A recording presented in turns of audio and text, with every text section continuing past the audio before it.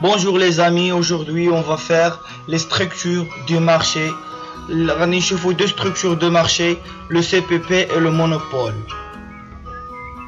Donc le CPP et le monopole, la première chose غادي نشوفوا un marché. Un marché, de quoi il s'agit? Un marché, c'est un lieu de rencontre entre l'offre et la demande. Ça veut dire on a un demandeur qui a un besoin par exemple et un offreur qui a un premier objectif, c'est de maximiser le profit et de vendre ses produits ou ses services. Donc ces offreurs et les demandeurs, les offreurs offrent dans le marché des produits différents et les demandeurs aussi demandent des produits différents sur le marché. Donc la première structure, on va faire la concurrence. Qu'est-ce que la concurrence? La concurrence, c'est le cas d'une seule entreprise. Non, c'est pas le cas d'une seule entreprise sur le marché, c'est plusieurs entreprises face à plusieurs demandeurs. C'est le cas de la concurrence. Donc la concurrence, c'est le cas où le marché il y a plusieurs offreurs face à plusieurs demandeurs. Donc pour être pure, la concurrence doit remplir les trois conditions suivantes: l'atomicité, l'homogénéité des produits. L'atomicité, le nombre d'acheteurs côté demande et de vendeurs côté offre est très grand et aucun des agents n'a un poids sur le marché suffisant pour pouvoir influencer le prix. L'atomicité, ça veut dire que le nombre d'entreprises est plus élevé et il y a une infinité d'entreprises et d'acheteurs dans le côté d'offre et dans le côté de la demande.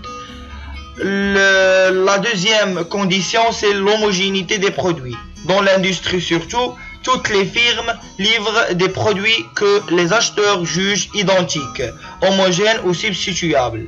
Les biens échangés sont semblables en qualité et en caractéristiques, et donc interchangeables. Un produit de meilleure qualité réelle ou supposée constitue donc un autre marché.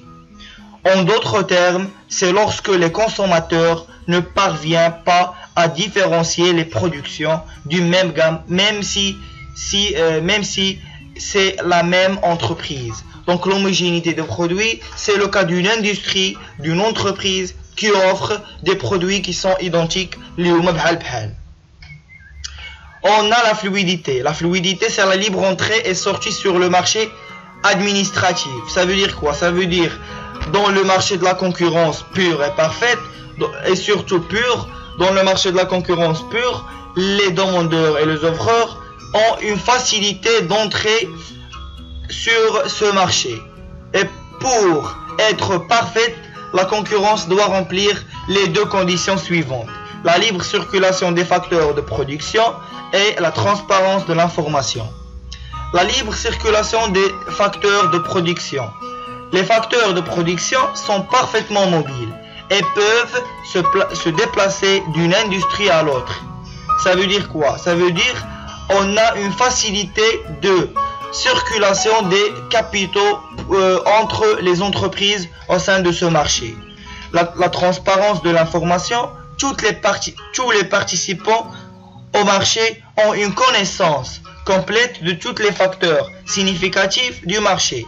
L'information parfaite de tous les agents sur tous les autres et sur le bien échangé suppose une information gratuite et immédiate.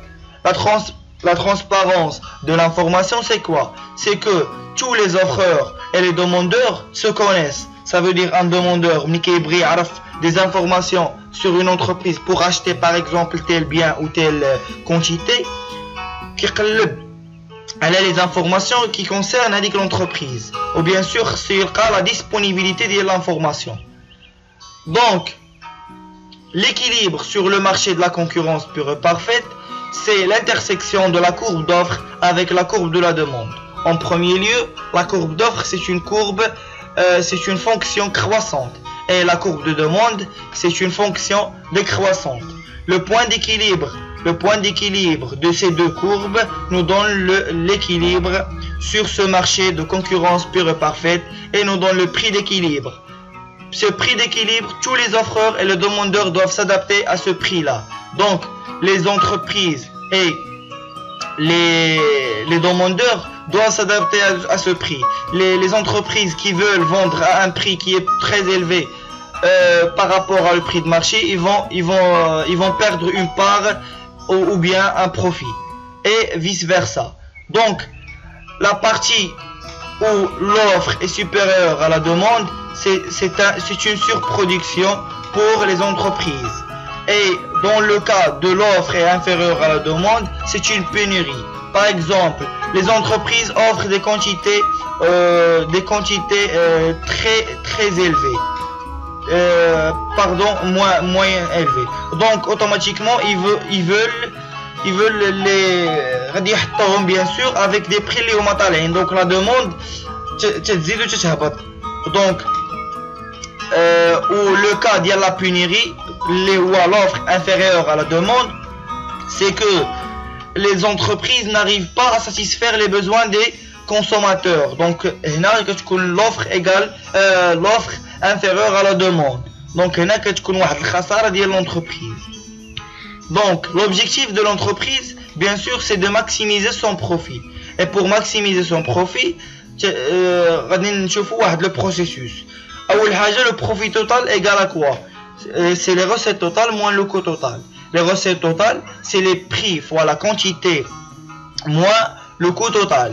À l'équilibre, pour maximiser le profit, la dérivée première égale à 0. Donc le prix fois la quantité moins le coût total, prime égale à 0.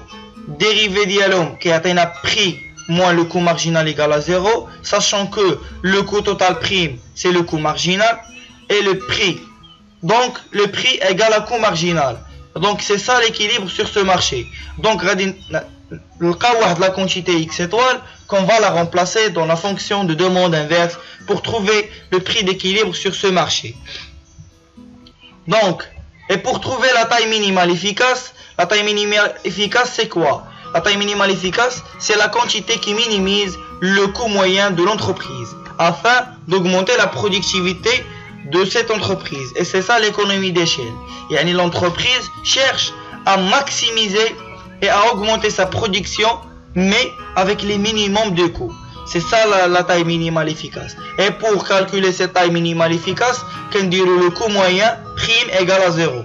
On trouve une quantité qui a la taille minimale efficace. Après, on remplace cette quantité dans la fonction de demande inverse pour trouver le prix, bien sûr. Donc la deuxième structure, c'est le monopole. Le monopole, c'est le cas où il y a plusieurs demandeurs face à une seule entreprise qui offre dans ce marché. Donc l'équilibre sur ce marché, bien sûr, l'entreprise cherche à maximiser son profit. Et pour maximiser son profit, la situation d'équilibre, c'est la recette totale prime moins le coût total prime. Ça nous donne la recette marginale égale au coût marginal. Donc c'est ça l'équilibre sur ce marché. Donc on va trouver x étoile et la remplacer dans la fonction de demande inverse qui me dit pour trouver le prix d'équilibre. Merci pour votre attention. N'oubliez pas de mettre un petit like et n'hésitez pas à nous suivre dans notre chaîne. À bientôt.